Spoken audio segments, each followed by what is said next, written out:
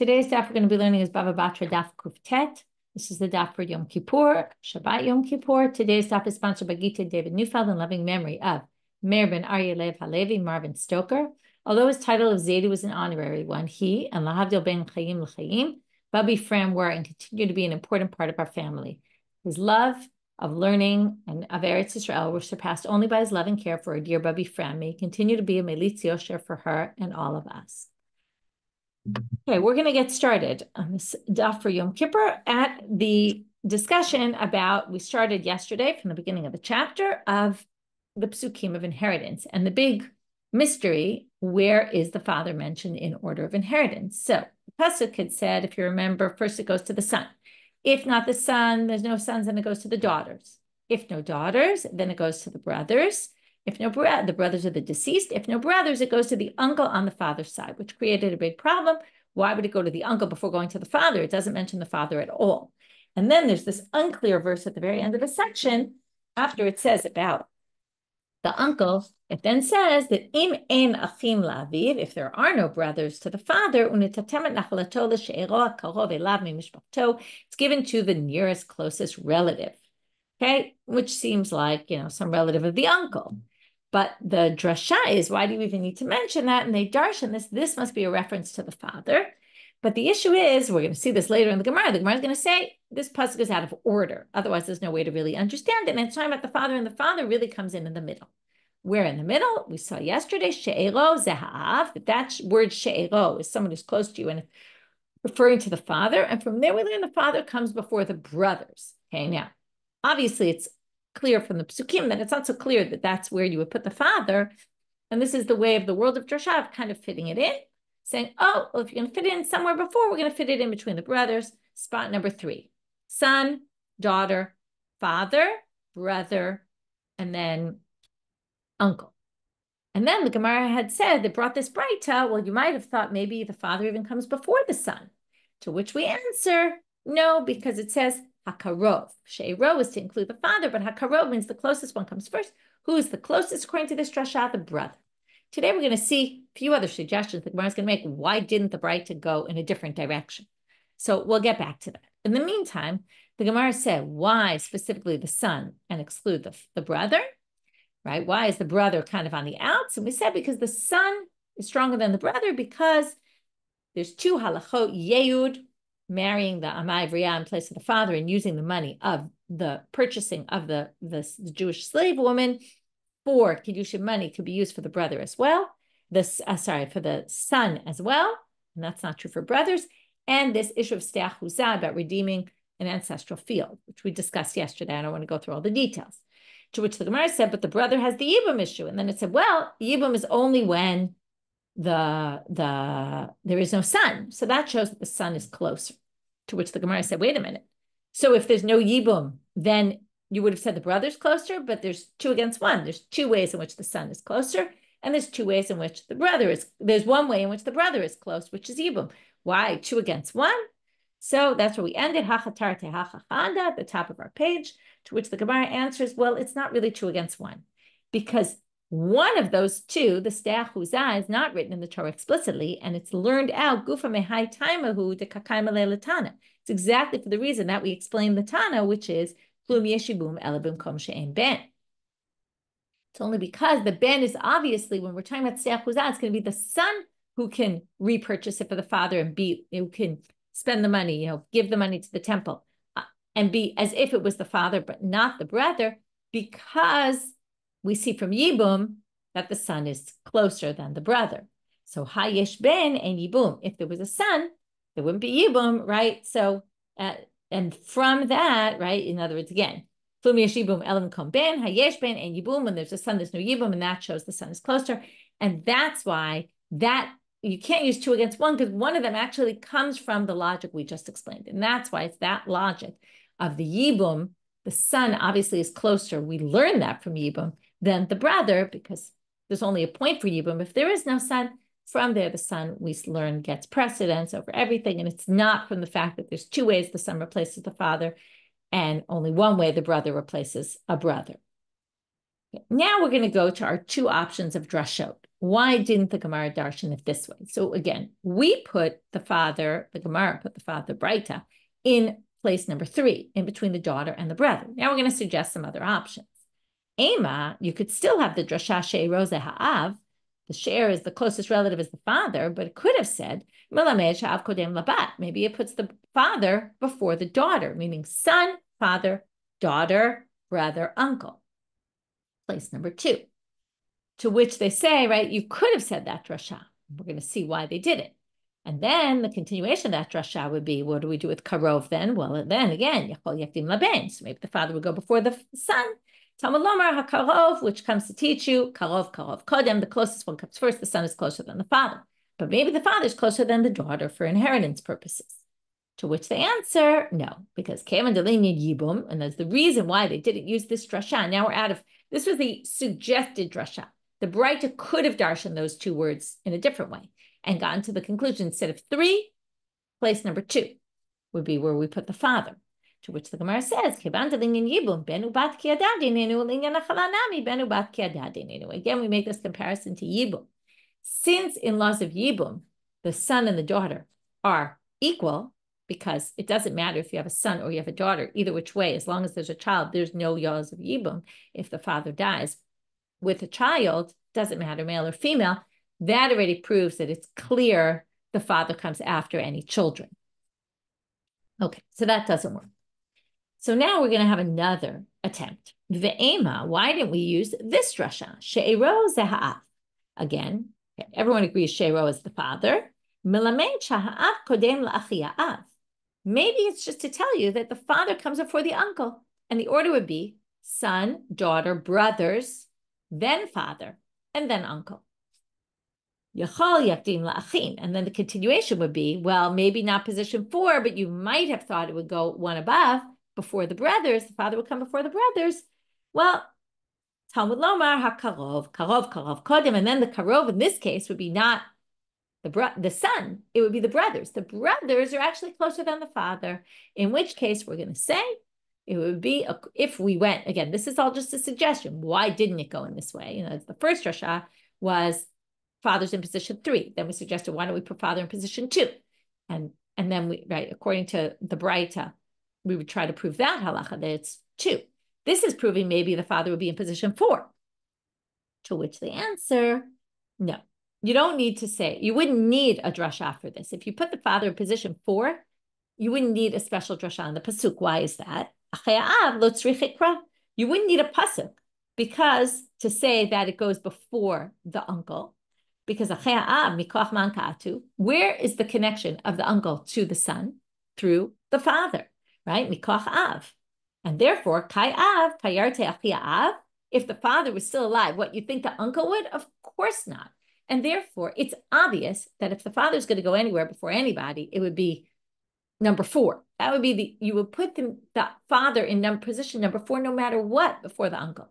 You don't need a drasha for that. So if there's a drasha, she'ero, that there's someone who's closer, we're going to obviously bump the father up another level. And that's why we got to the father in 3 and not in 4. And that's why we didn't take this drasha and put the father after the brothers.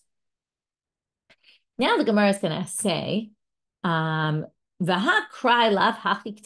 now we have the big problem, which is you want to say that the father goes in position 3, before the brothers and before the uncle. But that's not the order of this pasuk. You're learning from the She'ero pasuk, which is the very last pasuk there, and that after all the other description of all the who inherits.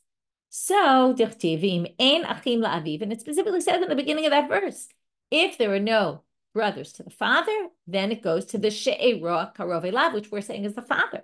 That would really put the father in position number 5. To which they answer, these psukim were written out of order. The pasuk of the father, the She'ero pasuk, really belongs earlier, and which doesn't really address the issue. Why is it in that order? But that's the only way to understand it. And it just seems that logic, right, our obvious logic goes against what the Torah said. And once that happens, then things are open for change, for, interpretation, I would say. Now we get to this next section. Now, this was all to explain how do we know the father is in position number 3, in between the daughter, after the daughter, before the brothers. And we all learned it from that drasha, she'ero, that's the father, and not before it, right? And then the extra about the karov, because that means, well, the son is obviously first, and then the daughter goes with the son because they're both the same for yibum, and then we get to the father. So now we're going to say that there was a different Tana who learns it from a different source. Tanya, et zo darash Rabbi Yishmael b'Rabbi Yossi. This is the drasha that Rabbi Yishmael b'Rabbi Yossi said, Ish ki amut uben enlo. A person who dies and doesn't have a son.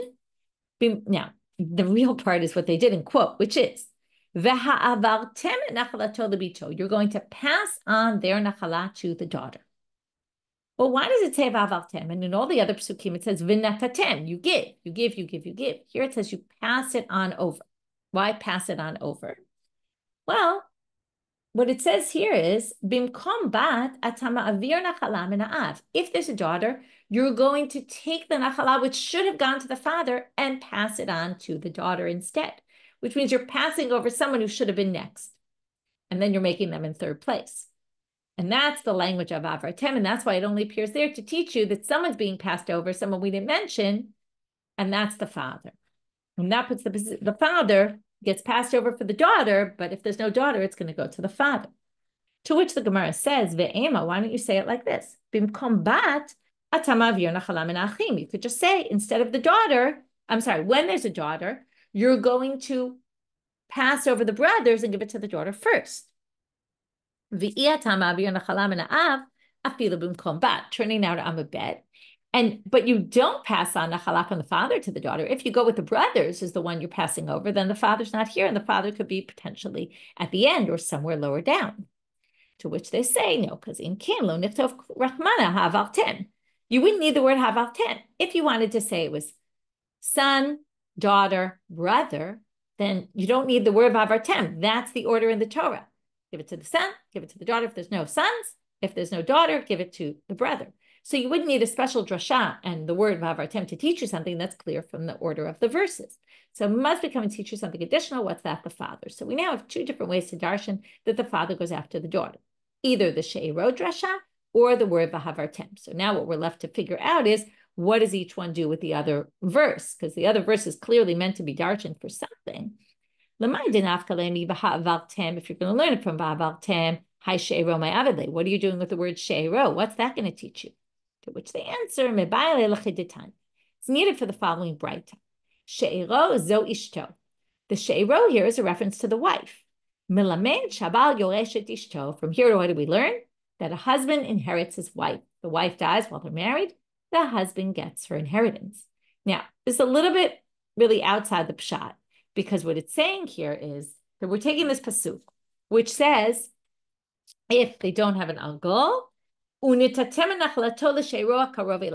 the subject of the she'ero is who gets the inheritance. And we're saying this is who gives the inheritance. In other words, if a woman dies, her inheritance goes to her husband. So it's really a drasha that's taking the pasuk out of its simple reading. But in any case, it's a complicated pasuk. Although, again, you could just say it goes to the next relative of kin, which would be someone who's relative of the uncle. But again, that leaves the problem.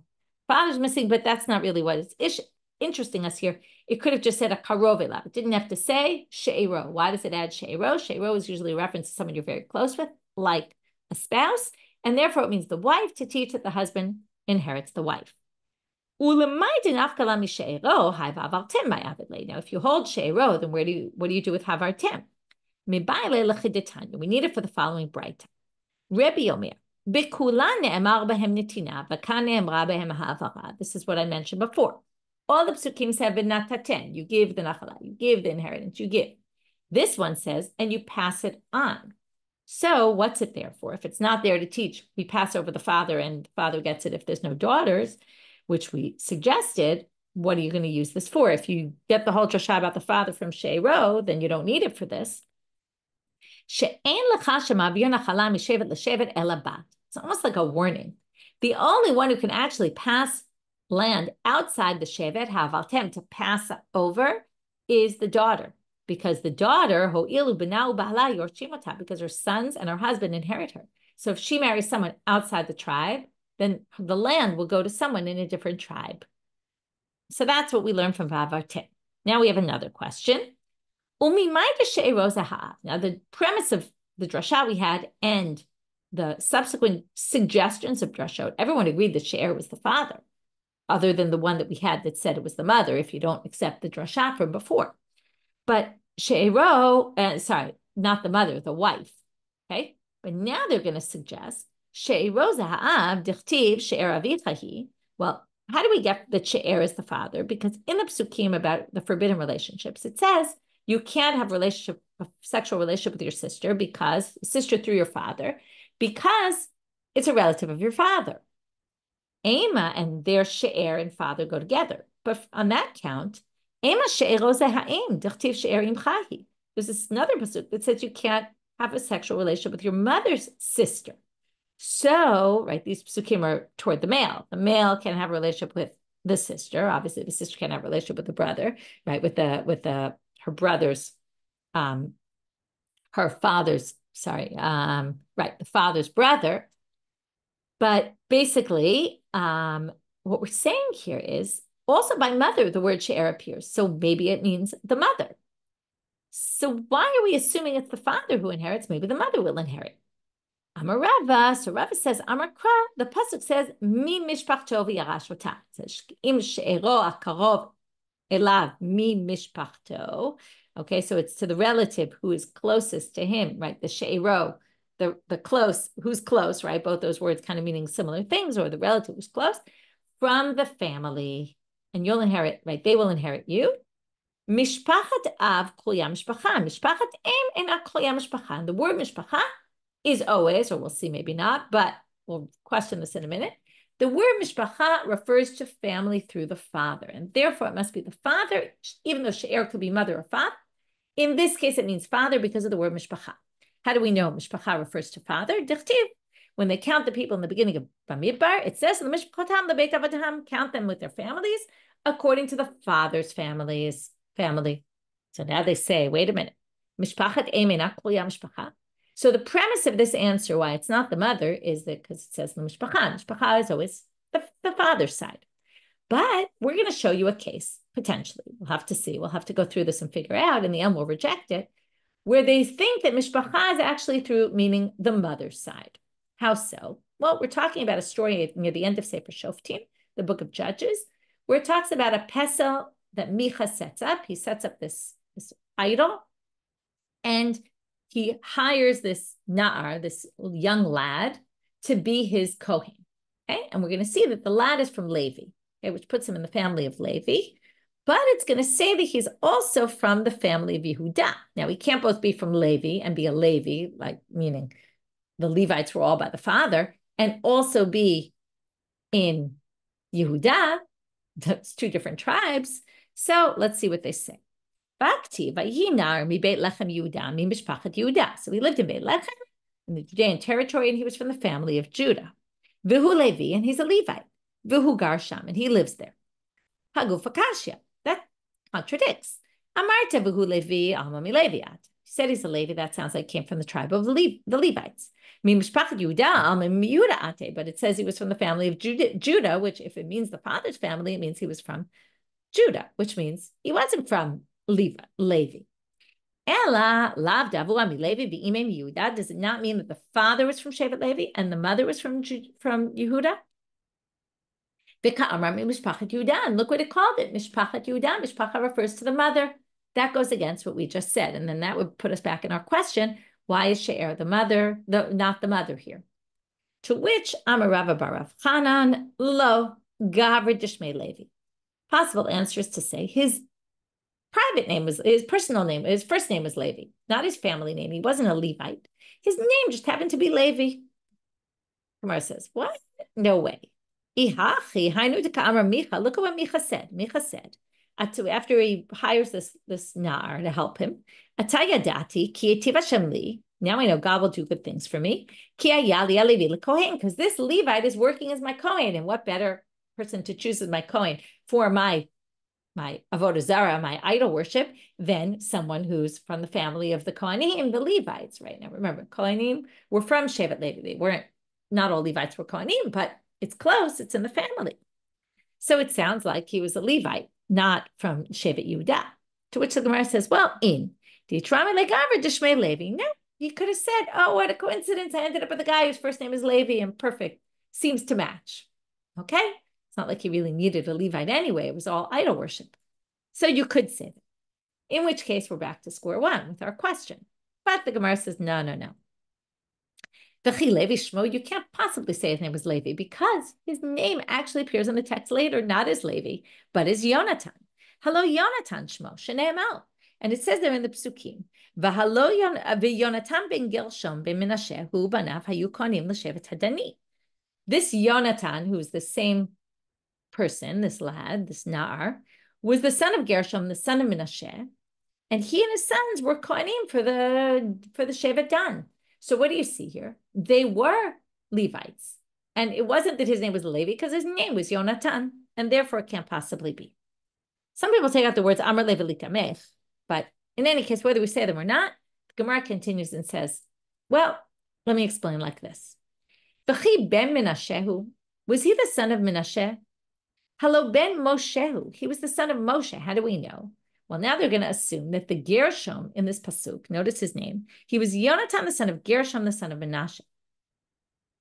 So, how do we know he was the son of Moshe? He wasn't the son of Menashe.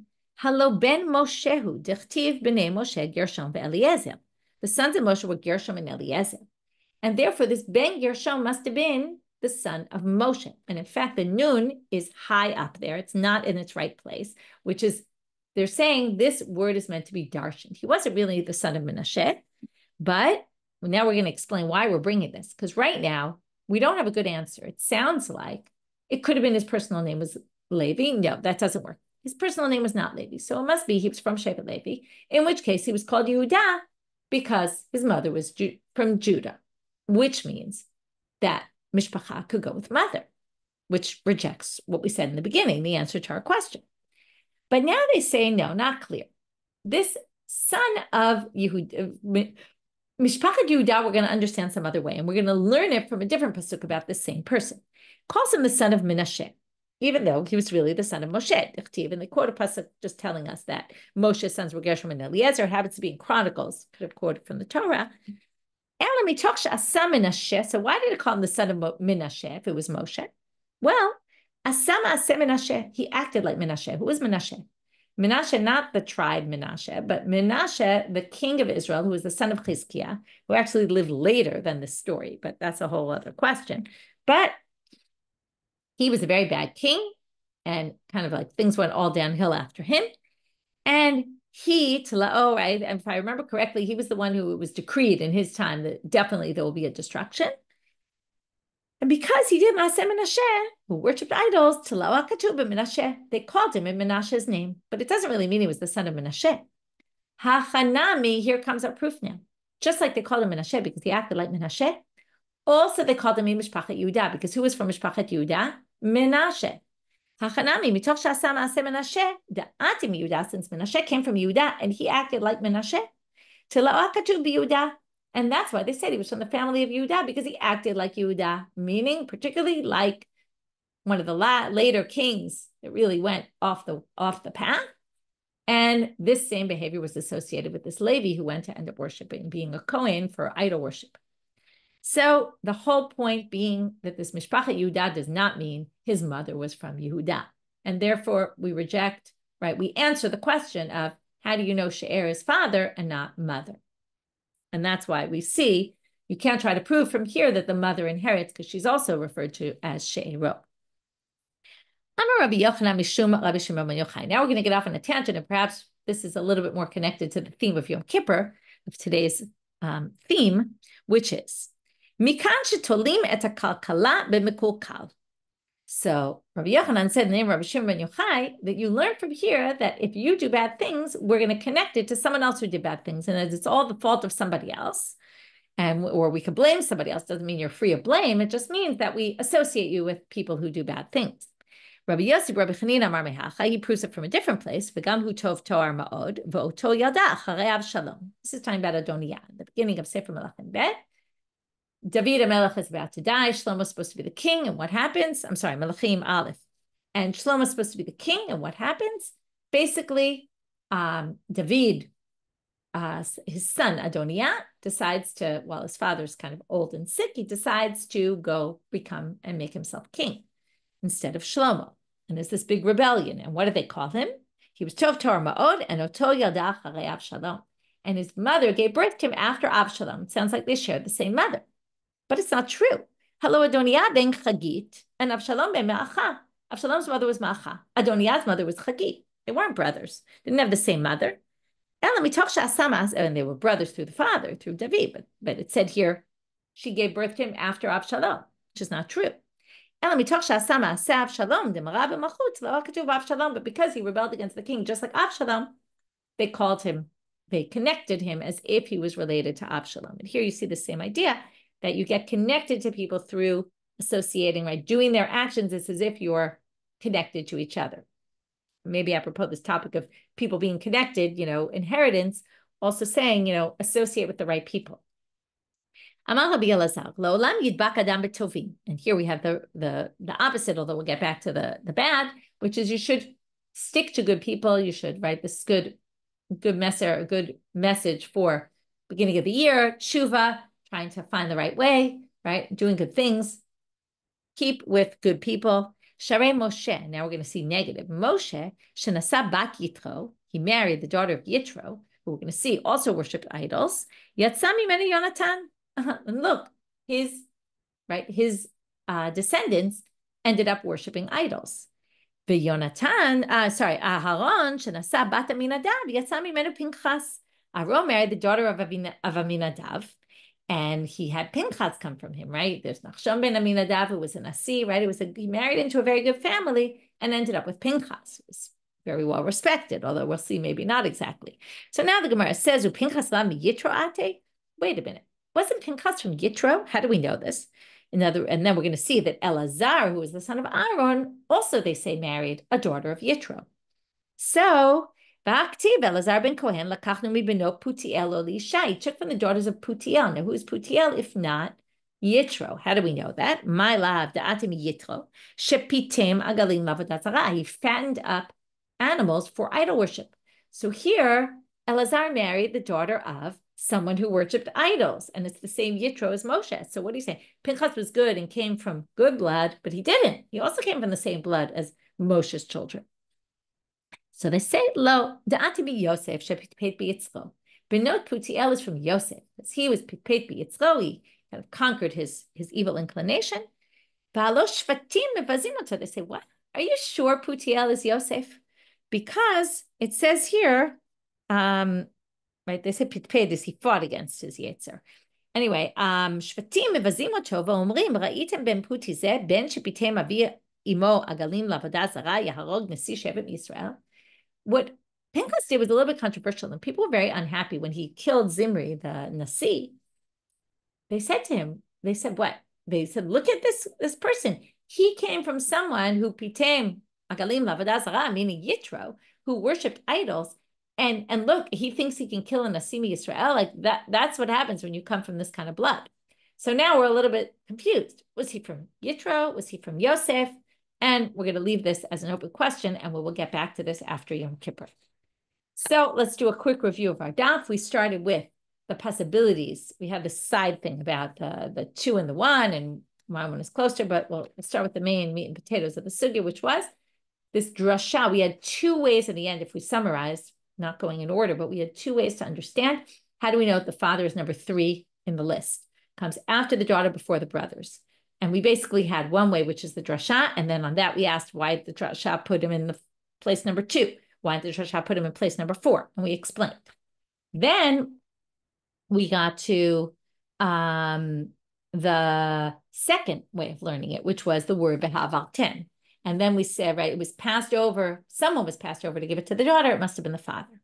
And then we said, what does each do with the other drasha? We have what each one darshans from the other. Pasuk, and then we have this mishpacha, which said, why do we assume Shiur is the father and not the mother? When in the arayot and the forbidden relationships, it appears in context of both the father and the mother. And then we said, because of mishpacha is always the father and not the mother. We proved it from Pasuk. Then we brought this Pesach Micha story and the Levi there to say, maybe not. Maybe it means mother, but we explained the whole Yehuda and Darshan a drasha manner, as not meaning he really was from them. He just followed their ways, the ways of Menashe, who was from Shevet Yehuda, that king who went and left God and worshipped idols. And then we saw this concept of, what is going to push a person to do good things and what's going to push a person to do bad things, very apropos for our thinking of Yom Kippur, which is either coming up or maybe it's already been for you. And with that, wishing everybody Gemar Chatima Tova, Shabbat Shalom, and Shavua Tov.